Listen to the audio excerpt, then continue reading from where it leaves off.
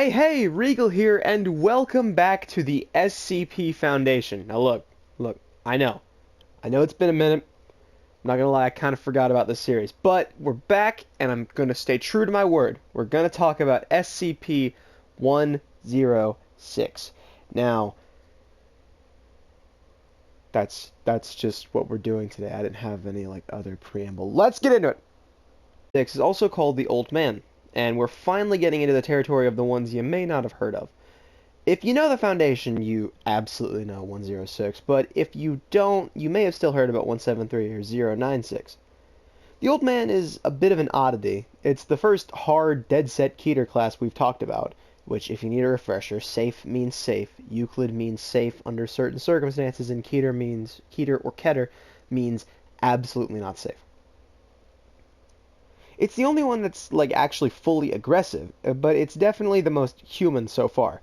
173 is a statue that hates people because it's trapped by their sight. 096 is a pale creature that hates being looked at, so much so that it will go to extremely drastic measures to prevent such things.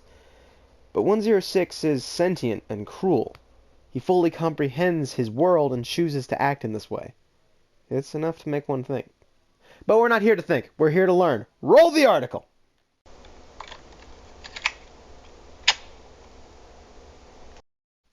Item number: SCP-106. Object Class: Keter. Revision 11-8. No physical interaction with SCP-106 is allowed at any time. All physical interaction must be approved by no less than a 2/3 vote of the O5 Command. Any such interaction must be undertaken in AR-2 maximum security sites. After a general non-essential staff evacuation, all staff, research security Class D, etc., are to remain at least 60 meters away from the containment cell at all times except in the event of breach events. 106 is to be contained in a sealed container comprised of lead-lined steel. The container will be sealed within 40 layers of identical metal, each layer separated by no less than 36 centimeters of empty space. Support struts between layers are to be randomly spaced. Container is to remain suspended by no less than 60 centimeters from any surface by ELOIID, electromagnetic supports. Secondary containment area is to be comprised of 16 spherical cells, each filled with various fluids at a random assembly of surfaces and supports. Secondary containment is to be fitted with light systems capable of flooding the entire assembly in no less than 80,000 lumens of light instantly with no direct human involvement. Both containment areas are to retain under 24-hour surveillance. Any corrosion observed on any containment cell surfaces, staff members, or other site locations within 200 meters of SCP-106 are to be reported to site security immediately. Any objects or personnel lost to SCP-106 are to be deemed missing/KIA. No recovery attempts are to be made under any circumstances. Note: continued research and observation has shown that when faced with highly complex/random assemblies of structures, SCP-106 can be confused, showing a marked delay on entry and exit from said structure. SCP-106 has also shown an aversion to direct, sudden light. This has not manifested any form of physical damage, but a rapid exit into the pocket dimension generated on solid surfaces. These observations, along with those of lead aversion and liquid confusion, have reduced the general escape incidence by 43%. The primary cells have also been effective in recovery incidents requiring recall protocol.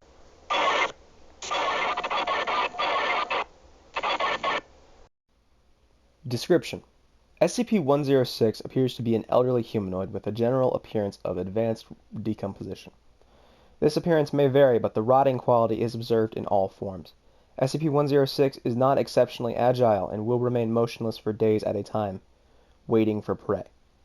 SCP-106 is also capable of scaling any vertical surface and can remain suspended upside down indefinitely. When attacking, SCP-106 will attempt to incapacitate prey by damaging major organs, muscle groups, or tendons, then pull disabled prey into its pocket dimension. SCP-106 appears to prefer human prey items in the 10 to 25 years of age bracket.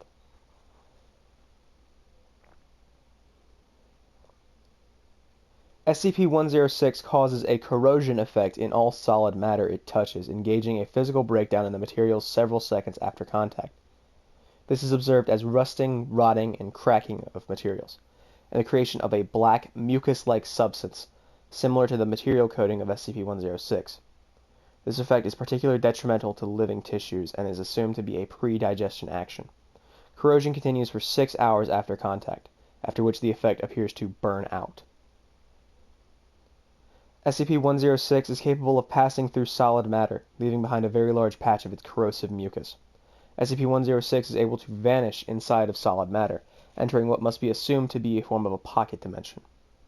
106 is then able to exit this dimension from any point connected to the initial entry of the entry point. Examples: entering the inner wall of a room and exiting the outer wall, entering a wall and exiting from the ceiling. It is unknown if the point of origin for SCP-106 or a simple layer created by SCP-106. Limited observation of this pocket dimension has shown it to be comprised mostly of halls and rooms with entry. This activity can continue for days, with some subjected individuals being released for the express purpose of hunting, recapture, and Addendum. SCP Review Notes. Due to the exceedingly difficult nature of 106, SCP is to be reviewed every 3 months or during a post-breach incident. Physical restraints are impossible, and direct physical damage appears to have no effect on 106. Current SCP, as of, revolves around basic observation and immediate response. Previous, more proactive special containment procedures have been recalled due to the events of breaches,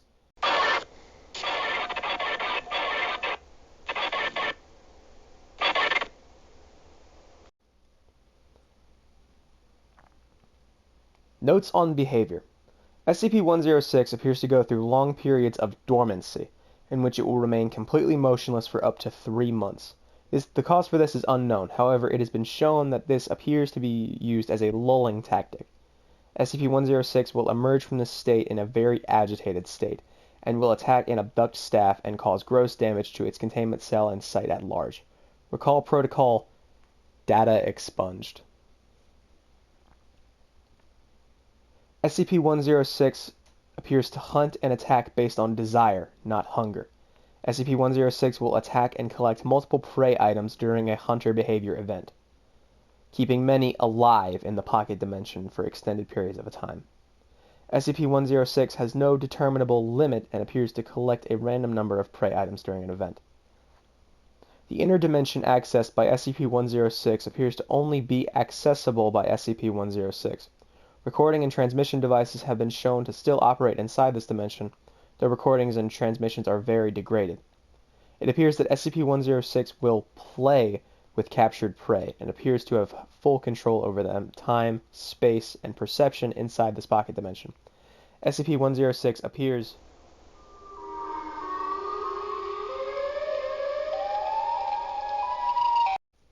Phew, spooky stuff, right? But do you see now what I meant? Like, 106 is actually sentient. No more of this, it may be aware of itself nonsense. It's very much is. It's slow, it's methodical, and purposeful in its killing. It even has a favorite age group to target. But, of course, it isn't all broken femurs and pocket dimensions. Once again, this is a very human SCP, so of course it has an origin. Technically 3, but 1 only counts in a universe where things happen a very particular way, and frankly, I just don't feel like doing Until Death, so I won't be covering that one. Maybe one day if I do a bigger SCP-3001/Red Reality video, I'll cover it there. The Red Reality is a rather large SCP, which I don't have time nor the willpower to write a script to put in this video decently. So, with that being said, I'll be going through the shorter origin first and then the longer one. The first one details the Old Man as an ancient creature, humanity's constant companion. Sometimes, when he closed his withered eyelids, the old man could see the prairies of his youth, the moonlight grasses, feel and hear the gentle whiskers of the wind against his flesh.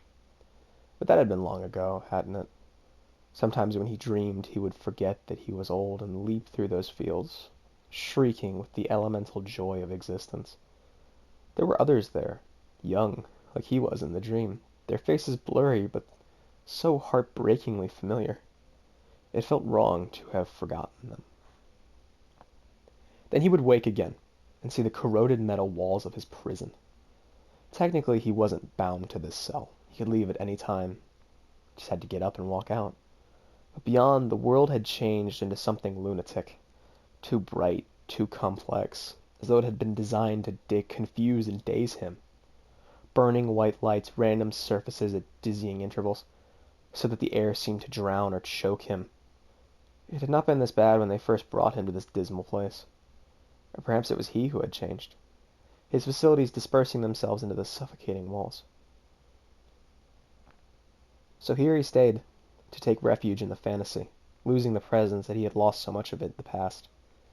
But those open prairies were becoming harder and harder to call up in his own volition. Instead, he found himself walking in his own endless and twisted corridors, doors sagging with decay and dark, damp mold dripping from the ceiling. He wondered whether it was the ruin of his own mind he was imagining. He had been young once, he thought. He remembered his mother and siblings, though in his mind they had become mixed with his children and how they'd played amongst the trees in the open prairies. He had been taught how to hunt. In those days, prey had been plentiful. No, not plentiful, he thought, but easier to catch. His mother had brought him an old, tattered one alive to show him how to hunt. He and his brothers and sisters batted and clawed at it until it shuddered and expired. Did it think? He wondered. Did it feel? Did it understand that it was old and could no longer defend itself? Even then, his tribe had not been large. Never more than 20. In those days, the prey were different. Their bones were long and thick. They had ridges over their eyes, and they wore the skins of other animals. Their teeth and claws were barely a threat to the long arms of his tribe, but sometimes they had other teeth made of stone that they could hold in their hands, sharp, glittering things that tore at your flesh. Then the prey changed. A smaller, scrawnier sort of prey, with more stone teeth than the others, so that at first the tribe still hunted the boneheads.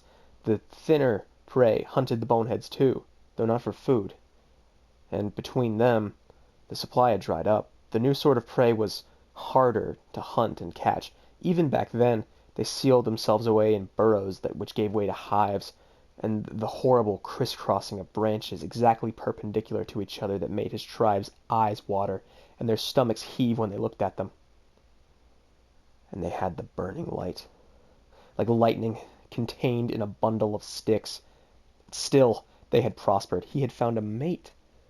He had found that if he tried hard, he could recall the curves of her body as they lay together, and had children who ran wildly over the plains like he had. But the prey had grown even further entrenched. It seemed the more the prey swarmed together, the harder it was to get inside, to skip over into the twilight world that let them move beyond the walls and floors of their hives. They ringed their hives with running water. The first time he had burrowed into that, he remembered the mind-consuming movement, the taste of what the whole world would become. How had he been captured? He thought for a moment that he could no longer remember, until the outlines of a narrative suggested themselves to his mind. Was it true? Who could tell? He had been alone, perhaps for decades. The last member of his tribe, he could no longer recall whether it had been his mate or one of his offspring, had vanished one day, like all the rest. He sometimes entertained himself with the thought that she was still alive, then wondered what that meant. He would not wish this disintegration, this incomprehensible confinement on her or any member of his tribe. He thought he could remember waking one day and feeling hungry, more hungry than he had ever felt in his whole existence. He had roused himself from his near hibernation in the tree where he had lived and descended. The prey's hive nestled in the shadow of a hill on the far side of the lake. The old man remembered it being far larger in his childhood. The prey drank it, he realized one day long ago. In their teeming thousands they depleted it. When it was dry, the prey would be gone. And then what would he do? He had approached, moving over the through earth they had pockmarked with their tall gold seed, leeching the life out of it. The hive was bigger than he remembered, and more dazzling. The luminescence the prey produced to light their way through the night that had once belonged to his tribe, catching off far, big, reflective surfaces that seemed profoundly unnatural. Just one, he thought. Just needed one of them, then he could sleep again. He would find one of the calves the prey made under their hives and sleep. He shivered through as he passed through the cold yellow light. Here, at the edge of the hive, they still had open areas around each burrow. Though they grazed the grass so thoroughly, there was almost nothing left. He remembered seeing one of them, small, tender in his mind's eyes, and the old man drooled. He had watched it for days, waiting for a moment when it left the safety of the pack. Those days, precious few moments, they guarded their young so fiercely. Then, while it was running near its burrow, he took it. His long arms closed around it and fingers seared into its flesh. A twist practiced many, many times, and it was gone. He could not wait to hide. His hunger was too severe. His remaining teeth were already gnawing at the soft tissues of its nose and ears, even as he hugged the small body to him and shrank into the shadows of the tree line. Then the light. Then the pain. The prey had found him hours later, eating what was left of the infant, and shone their brilliant light into his eyes. Blows fell on the old man, crushing him. He felt something pop in his arm. Something shining was looped between his wrist and tied to the tree. They went away. He tried to retreat into the fields of his mind, but the cold iron kept him there. He found a way to escape it. This later, but that was after they put him into the cell at the center of the maze. Then the white coats had come and taken him away, and the lights had grown brighter and the pain more intense. No food, no food. He was dying, he thought, distantly, starvingly, one day at a time. When he had been young, he'd seen an old man die of starvation. He had killed another member of the tribe, and no one would share their food with him. His limbs had hollowed out, and his skin had become like a dried leaf. For a long time he had hoped the others of his kind would come and find him, save him from this humiliation. But they would not relieve his hunger, they knew. They would not share their food with him. He had become an old man, and he had committed sin. He could not remember the reason he had fought the larger male. Times had become hard and prey scarce. The other male had failed the tribe. It occurred to him later that the older male might have been his father. The old man remembered the onlookers, faces blurred and shifting, watching as he pummeled the larger male to the floor and put his hand on the other's skull and moved his fingers until there was no life in there anymore. But he had done no better. And his people had grown thinner and left him, one by one, to find richer hunting grounds elsewhere. And now he was alone. And as the years went on in the metal cell, he began to think an awful thought. I am the last. Once these bewildering green creatures in white coats would not have confused him. His mind would have been clean and sharp, and he would have navigated out of the horrible labyrinth outside his cell. Once, but not now. He wandered alone in the crumbling steel darkness, the pain from his stomach overwhelming what was left of him. I have lost everything, he thought. I have lost everything. He twitched as he realized that in his distress he had drifted further from his cell than ever before. Those decayed corridors of his mind fell behind him, and he found himself in what he thought was the waking world, but nothing like the maze he had perceived before. Here the air was so fresh, his old lungs exhaled suddenly, as though he had been submerged in ice. He was in a small tunnel-like space, like the burrows of the foxes or badger, but hard-corner and metal, in the fashion of the prey. Below him were slats of light, and he realized dimly that through them he could see the world of the whitecoats, clean and clinical. There was something wrong. Red lights were wheeling back and forth hypnotically. The whitecoats were running, rushing away to be replaced by others with blue hard hats and determined expressions. Then he smelled it. The scent of injured prey, so rich, so replete in memory, but so hallowingly distant that he wondered if he had imagined it, like so much else. But no, there it was again. The old man stirred long black limbs and raised himself up as far as he could, his ragged nostrils sucking in the fresh, cold air, and his ears, dulled as they were, picked up the long-forgotten cry, the gibbering assemblage of syllables almost human, as the prey called out in pain and fear. The dribble came thickly down his withered chin, and dry old eyes moistened again as he remembered marrow and blood soaking into pink, juicy meat, just like it had been in the old days. No doubt the whitecoats would take this morsel from him as they had taken it away before. He didn't care. There was not enough left of the old man to care. He could only move down through the slats towards the light. The old man came, drip, drip, dripping down the wall. I hope that sounded good. I put a lot of effort into that. Now, I want you to collect those thoughts in your head and push them to the side. We're going to discuss them after we finish the next story. Let's go. Nobody could like Corporal Lawrence. That's not to say nobody tried or that he was somehow unfriendly. Merely that he was one of those few that seemed to be wired differently. However, in the trenches of the Great War, normalcy was at best a relative term, and one that had minimal relation on life. Such as it was, Lawrence fought, listened to orders, and didn't disrupt the other soldiers, and that was all that was required. So what if people felt increasingly uncomfortable around him, in a place where the flesh rotting off your bones while you were still alive was the baseline level of concern, a little personality conflict ranked several layers below a paper cut? Lawrence, for his part, dealt with it as he always had. That is to say, remained totally unaware of the avoidance. The same way a blind man from birth cannot mourn the memory of color. Corporal Lawrence couldn't bemoan a lack of company. He was quiet as he had no one to talk to, and still he had nothing to do for long stretches of time.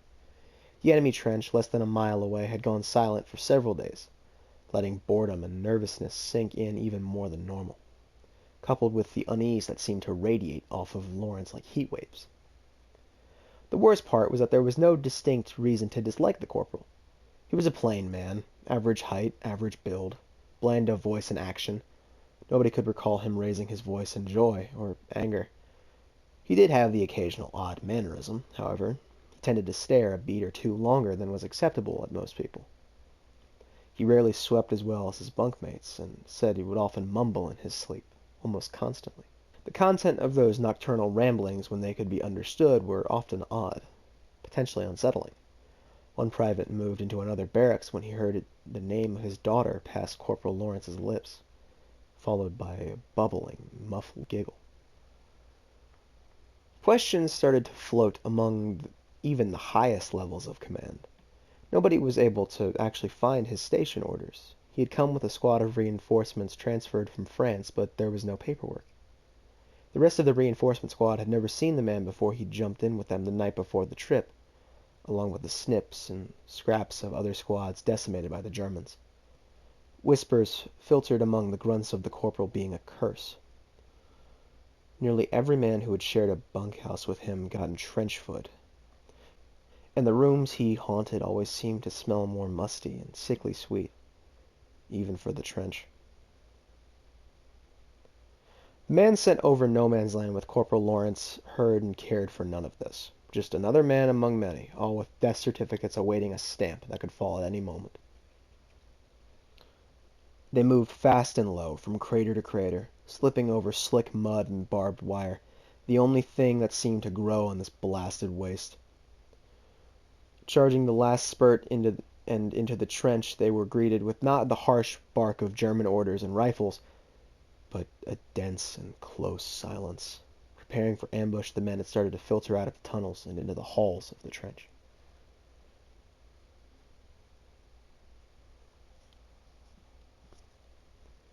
The men, already nervous, were not calmed by their investigation. The trenches stank of mold, sweat, and a thin undertaste of rotten fruit. A vile, cloying slime seemed to have pooled in every divot and crack, sticky as glue and itchy on the flesh. In a world where rats and insects would try to snatch food from your mouth even as you ate, they saw nothing alive, not so much as a fly. An armory lay in chaos, munitions spilled on the ground, rifles tossed like pickup sticks. A mess hall had been reduced to ruins, the tables and chairs piled in the center of the room, charred and twisted, the rations seemingly stamped into the dirt by many feet, and still nothing, alive or dead, was found in the increasingly anxious soldiers. Private Dixon found the first body and managed to cry out before vomiting. They knew it had been a man only because nothing else of that size could have been there. It lay on the floor of a barracks. The entire floor, the flesh of it, had been smeared, somehow spread like butter over the rough dirt floor. Bones, already looking pitted and rotten, stuck out at random angles like dead trees in a still swamp. The skull rested on one of the highest bunks, facing the doorway. 10 gleaming white fingertip bones crammed into the cracked eye sockets. As one man went to examine it, he found the back of the skull had been crushed open. The rotting, sagging sponge of a tongue had been stuffed into the otherwise dry cavity. More remains were found, each seemingly more unsettling and strange than the last. A ring of hands sandbagged to watchpost. 10 of them, fingers interlaced like a basket, and the wrists ragged and broken. 2 men in the tunnel, skin leathery and as thin as mummies. Eye sockets staring and empty, mouths looked impossibly wide. Their clothes mere rags under an oily black scum. The latrine sent even the hardest back gagging and shivering, overflowing with excrement and offal. Gobbets of meat bobbed and oozed in the foul sludge. The whole surface dotted with what looked like thousands of clean, slick eyeballs, nerves and tendons fanning out like goldfish tails. Corporal Lawrence was the first to find the hole, the other men loudly debating the better part of valor in their rapid withdrawal from the nightmare trench. It was small, in a section of fresh digging, the start of a new arm of trenches projecting closer to enemy lines. No more than 4 feet across, it seems to be the accidental uncovering of a natural chamber. The empty blackness of it defying investigation, Private Dixon, recovered and blessedly numb from his previous ordeal, saw the corporal prod the edge with his boot, then crouch to peer in. Then suddenly slide in head first before the private could do so much as to utter a shout or a question. The private was a good soldier, and rushed to the perceived distress of his fellow. When questioned later, he could provide little illumination as to what happened over the 2 minutes Corporal Lawrence spent in the hole. He could see nothing. The light of a torch seemingly gobbled up by a few feet in that dense blackness. There were sounds, the rustle of movement over loose stone or rubble, an odd liquid shifting, and a dry rustle that made him think of the insect husks he'd used to collect during the summer. As he shouted for aid, there was a sudden upwelling of a repulsive stench, like a reptile house gone sour and old, and his fellow soldiers found him retching helplessly beside the hole when they came around the turn. As they rushed to Private Dixon's aid, that the hand emerged from the hole, they stopped and raised rifles as one body, roaring for the owner of that pale, trembling hand to identify himself. As they watched, another hand joined the first, followed by the pale, shivering head of Corporal Lawrence. He was streaked and smeared with a tarry black ooze, hacking and coughing thinly as he hauled his body up beside that of the gasping private. As they moved to help the men, the corporal vomited up a heavy stream of the same repulsive slime that coated his body in smears and globs. His curled, shuddering body voiding more of it into his saturated, fouled pants. They were hesitant to touch him, finally doing so after a seemingly endless river of grime had stopped pouring from him. He was insensible, eyes rolling in wide and body as limp as a boned fish. Men quit the trench with all speed. Half dragging the corporal, they ran with no thought to cover or death, only escape. They crossed in record time, falling into their home trench with like so much cordwood, gasping and shivering. One man, known to have bludgeoned a German to death with a brick, curled on the floor in a sobbing heap. The commanders moved quickly, isolating the men and trying to calm the most lucid for a report. What spilled out would have been immediately dismissed as lies and hallucinations were it not for the earnest, pleading stares of those reporting. Command calmed them with explanations of battle fatigue and strange gas weapons tests. And shared, silent, focused stares as the cowed men were ushered out. Corporal Lawrence had little to report. Of his time in the hole, he could, or would, say little. He stated that he had slipped and fallen into what must have been some long, blocked underground pool, perhaps a buried latrine. Of the sounds and smells reported by the private, he had nothing to say, only that he had struggled for a short time, then he managed to get back out just as the men arrived. Truly, he seemed none the worse for wear. In fact, he seemed in better spirits than many remembered ever seeing him, favoring the commanders with a wide, giddy smile, as he was dismissed with a warning not to discuss the events. The corporal proved a changed man over the next few days. He was more talkative, but quickly had men wishing for his old, unsettling silence. He rambled about the joys of close spaces, of creation and destruction that seemed to spring up all around them, about human pleasures missed, the dimensions and ages of which made some men threaten Corporal Lawrence with a quiet and ignoble death, which only seemed to stretch the near-constant smile on his face even wider. Private Dixon, one of the corporal's bunkmates, whispered to a friend he had woken once to find the corporal standing over him in the night, his eyes as bright and flat as silver dollars. They found the private the next day snarled in barbed wire, his intestines spread nearly 10 feet around him in every direction.